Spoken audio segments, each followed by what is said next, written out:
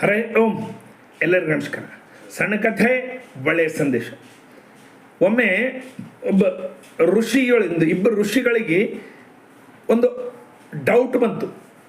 ಈಗ ಸದ್ಯಕ್ಕೆ ಪ್ರಪಂಚದಲ್ಲಿ ಬ್ರಹ್ಮಜ್ಞಾನಿಗಳು ಯಾರು? ಆ ಬ್ರಹ್ಮಜ್ಞಾನಿಗಳನ್ನು ಒಮ್ಮೆ ದರ್ಶನ ಮಾಡಬೇಕು, ನೋಡಬೇಕು. ಅವ್ರು ಹೋಗಿ ಕೇಳಿದ್ರು ಅವ್ರ ಗುರುಗಳೇ, ಈಗಿನ ಪ್ರಪಂಚದಲ್ಲಿ ಬ್ರಹ್ಮಜ್ಞಾನಿಗಳನ್ನು ನಾವು ಹೇಗೆ ಕಂಡುಹಿಡಿಬೇಕು? ಬ್ರಹ್ಮಜ್ಞಾನಿಗಳಂದ್ರೆ ಹೇಗಿರ್ತಾರ? ಬ್ರಹ್ಮಜ್ಞಾನಿಗಳು ಎಲ್ಲಿರ್ತಾರ? ಅವ್ರು ಹೇಳಿದರು, ನೋಡಪ್ಪ, ಜನಕ ಮಹಾರಾಜನಂತ ಬ್ರಹ್ಮಜ್ಞಾನಿ ಯಾರೂ ಇಲ್ಲ. ಆ ಜನಕ ಮಹಾರಾಜರ ದರ್ಶನ ಆಗಿಬಿಟ್ರೆ ಬ್ರಹ್ಮಜ್ಞಾನಿಗಳು ಹೇಗಿರ್ತಾರಂತ ತಿಳಿತದು. ನೀವು ಒಮ್ಮೆ ಜನಕ ಮಹಾರಾಜರ ದರ್ಶನ ಮಾಡಿಕೊಡ್ರಿ, ಅವರು ಬ್ರಹ್ಮಜ್ಞಾನಿಗಳು. ಓಹೋ, ಹಾಗ ಸರಿ ಅಂತ ಹೋಗ್ತಾರೆ. ಜನಕರ ಆಸ್ಥಾನಕ್ಕೆ ಹೋಗ್ತಾರ. ರಾಜ ಅವ್ರು ಕೇಳ್ತಾರ, ಅಲ್ಲಿ ಇದ್ದಕ್ಕಂಥ ವ್ಯಕ್ತಿಗಳಿಗೆ, ನಾವು ಬ್ರಹ್ಮಜ್ಞಾನಿ ಜನಕ ಮಹಾರಾಜರ ದರ್ಶನಕ್ಕೆ ಬಂದಿದ್ದೀವಿ. ಓಹೋ, ಹೌದಾ, ಬರ್ರಿ, ನಾವು ಜನಕರ ನೋಡಬೇಕು. ಸರಿ, ತೋರಿಸ್ತೀವಿ, ಬರ್ರಿ. ಆಸ್ಥಾನ ದೊಡ್ಡ ಸಭಾ ನಡೆದಿರ್ತದ. ಅಲ್ಲಿ ಜನಕ ಮಹಾರಾಜರು ಸಿಂಹಾಸನ ಮೇಲೆ ಪೀತಾಂಬರ ಉಟ್ಕೊಂಡು ಕೂತಿರ್ತಾರೆ. ಕೈಯಲ್ಲಿ ಮದಿರಾಪಾನ, ಬ್ರ್ಯಾಂಡಿ ಅಂತೀರಿ ಈಗಿನ ಕಾಲಕ್ಕೆ, ಅವಾಗ ಮದಿರಾಪಾನ ಅಂತಾರೆ, ಅದು ಕುಡಿತಾ ಇದ್ದಾರೆ. ಅರ್ಧನಗ್ನ ಹೆಣ್ಮಕ್ಳು ಡ್ಯಾನ್ಸ್ ಮಾಡ್ತಾ ಇದ್ದಾರೆ. ಅರ್ಧನಗ್ನ, ಬಟ್ಟಿ ಸ್ವಲ್ಪ ಬಟ್ಟಿ ಅವ, ಈಗಿನ ಜನರು ಮಾಡ್ತಾರಲ್ಲ ಕ್ಯಾಬ್ರೆ, ಆ ರೀತಿ ಡ್ಯಾನ್ಸ್ಗಳು ಮಾಡ್ತಾ ಇದ್ದಾರೆ. ಅವರು ಆನಂದವಾಗಿ ಕುಡಿತಾ, ಡ್ರಿಂಕ್ ಮಾಡ್ತಾ, ಅದು ಡ್ಯಾನ್ಸ್ ನೋಡ್ಕೋತ ಕೂತಿದ್ದಾರೆ. ಅವ್ರು ಕೇಳ್ತಾರ, ನಾವು ಇವ್ರನ್ನ ನೋಡ್ಲಿಕ್ಕೆ ಬಂದಿಲ್ಲ, ಬ್ರಹ್ಮಜ್ಞಾನಿ ಆದಂಥ ಜನಕ ಮಹಾರಾಜನ ನೋಡ್ಲಿಕ್ಕೆ ಬಂದೀವಿ. ಅವ್ರು ಹೇಳ್ತಾರೆ, ಇವರೇ ಜನಕ ಮಹಾರಾಜರು, ಇವರೇ ಬ್ರಹ್ಮಜ್ಞಾನಿಗಳು. ಅದು ಹೆಂಗೆ ಸಾಧ್ಯ? ಕುಡಿತಾ ಇದ್ದಾರ, ಮದಿರಪಾನ, ಪೀತಾಂಬರ ಹುಟ್ಟಿದ್ದಾರ, ವೈಜಂತಿ ಮಾಲಾ ಕೊಳ್ಳಲ್ಲಿ, ಏನಿದೆಲ್ಲ ಥಾಟು, ಅರ್ಧನಗ್ನ ನೃತ್ಯ ನೋಡ್ತಾ ಇದ್ದಾರೆ. ಅವ್ರ ಹೆಂಗೆ ಬ್ರಹ್ಮಜ್ಞಾನಿಗಳಾಗ್ಲಿಕ್ಕೆ ಸಾಧ್ಯ? ಓಹೋ, ಹಾಗ, ಬರ್ರಿ, ಇವರ ಧ್ಯಾನದ ಕಕ್ಷ ತೋರಿಸ್ತೀನಿ ಬರ್ರಿ ನಿಮ್ಗಂತ. ಅಲ್ಲಿ ಹೋಗಿ ನೋಡ್ತಾರೆ, ದೊಡ್ಡ ಒಂದು ಹಾಸ್ ಬಂಡಿ, ಇವತ್ತು ನಾಳೆ ಒಂದು 10 JCBಗಳಿಂದ ಹಿಡಿದು ಎತ್ತಬೇಕಾಗ ಅಂಥ ಒಂದು ಬಂಡಿನ ಮ್ಯಾಲ ಫ್ಯಾನಿಗೆ ಕಟ್ಟಿದಂಗೆ ಕೇವಲ ಒಂದು ಸಣ್ಣ ರೀಲ್ ದಾರ, ಆ ದಾರದ ಶಕ್ತಿಯಿಂದ, ಅದನ್ನ ಮಂತ್ರ ಶಕ್ತಿಯಿಂದ ಅದಕ್ಕೆ ಮ್ಯಾಲೆ ಕಟ್ಟಿರ್ತಾರೆ, ಫ್ಯಾನ್ ಕಟ್ಟಿದಂಗೆ. ಅದನ್ನು ನೋಡಿ ಆಶ್ಚರ್ಯ, ಅರೆ ಇದು ಹೆಂಗೆ ಅಂತರಿಕ್ಷದಲ್ಲಿ ನಿಂತದ? ಸಣ್ಣ ದಾರಲ್ಲಿಂತ ಕಟ್ಟಿದ್ದಾರ, ಅಂಥ ದೊಡ್ಡ ಹಾಸು ಬಂಡಿ ಇಲ್ಲಿ ನಿಂದಿರ್ಲಿಕ್ಕೆ ಹೇಗೆ ಸಾಧ್ಯ?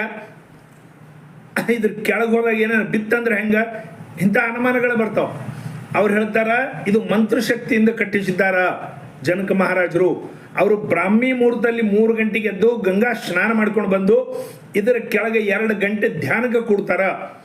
ಈ ಬಂಡಿಯ ಒಂದು ವಿಶೇಷತೆ ಏನಂತಂದ್ರೆ, ಆ ಧ್ಯಾನಕ್ಕೆ ಕೂತ ವ್ಯಕ್ತಿಯ ಮನಸ್ಸು 1 ಸೆಕೆಂಡಿಗೆ, ಫ್ರ್ಯಾಕ್ಷನ್ ಸೆಕೆಂಡಿಗೆ ವಿಚಲಿತ ಆಯಿತು, ಅಚ್ಚಗಡೆ ಹೋಯ್ತಂದ್ರೆ ಅದು ತಲೆ ಮೇಲೆ ಬಿದ್ದು ಪ್ರಾಣ ಹೋಗ್ತದ. ಇದು ಆ ಬಂಡಿಯ ಒಂದು ಮಂತ್ರಶಕ್ತಿ ವಿಶೇಷತೆ.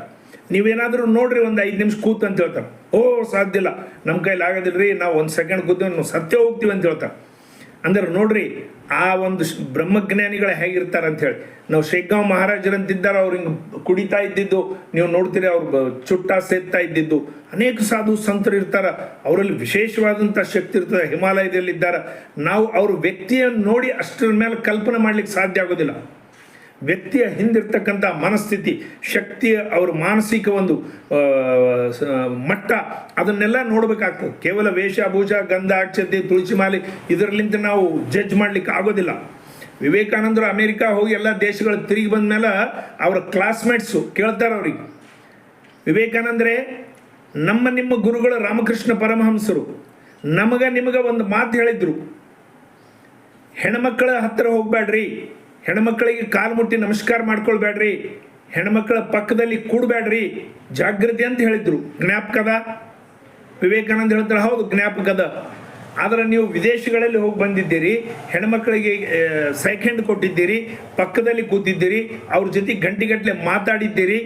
ಇವೆಲ್ಲ ಅಪಚಾರಗಳೆಲ್ಲ ನೀವು ಮಾಡಿದ್ದು. ವಿದೇಶ ಯಾತ್ರೆ ಮಾಡಿದ್ದಾಗಲಿ, ಅವ್ರ ಜೊತೆ ಕೈ ಕುಲುಕಿದ್ದಾಗಲಿ, ಅವರ ಪಕ್ಕದಲ್ಲಿ ಕೂತಿದ್ದಾಗಲಿ, ಸುಂದರ ಹೆಣ್ಮಕ್ಳ ಜೊತೆ ಗಂಟೆಗಟ್ಟಲೆ ಮಾತಾಡಿದ್ದಾಗಲಿ, ಇವೆಲ್ಲ ತಪ್ಪಲ್ಲ ಅಂತ ಹೇಳಿದಾಗ ಸ್ವಾಮಿ ವಿವೇಕಾನಂದ ಹೇಳ್ತಾರ, ನಮಗೆ ಇದ್ದಿದ್ದು ವ್ಯತ್ಯಾಸ ಅದೇ.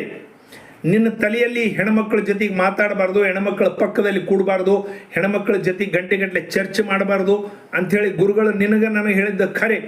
ಆದರೆ ನೀನು ಅದನ್ನು ಮಾತ್ರ ವಿಚಾರ ಮಾಡ್ತಾ ಇದ್ದಿ.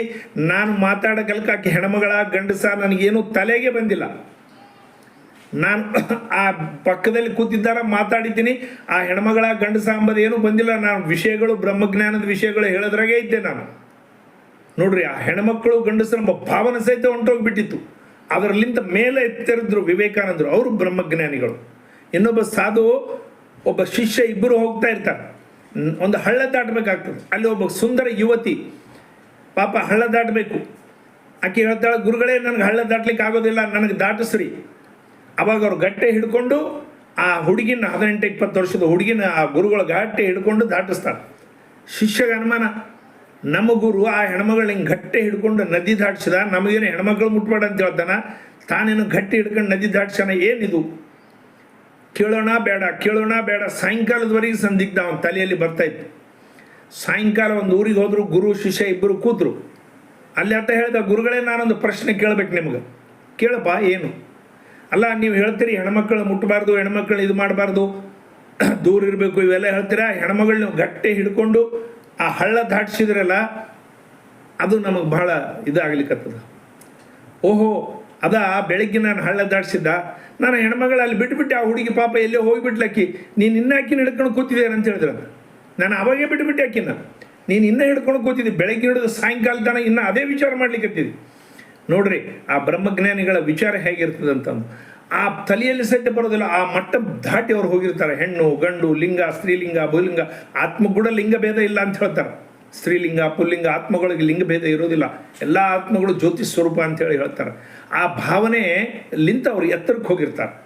ಅದಕ್ಕೆ ನಾವು ಬ್ರಹ್ಮಜ್ಞಾನಿಗಳಂದ್ರೆ ಯಾರು ಅಂದ್ರೆ ಹಂಗೆ ಆಲೋಚನೆ ಮಾಡಬೇಕು. ಅಂತಂಥ ಮಹಾನ್ ಬ್ರಹ್ಮಜ್ಞಾನಿಗಳಾಗಿ ಹೋಗಿದ್ದಾರೆ ರಮಣ ಮಹರ್ಷಿಗಳು, ರಾಮಕೃಷ್ಣ ಪರಮಹಂಸರು, ಸಮರ್ಥ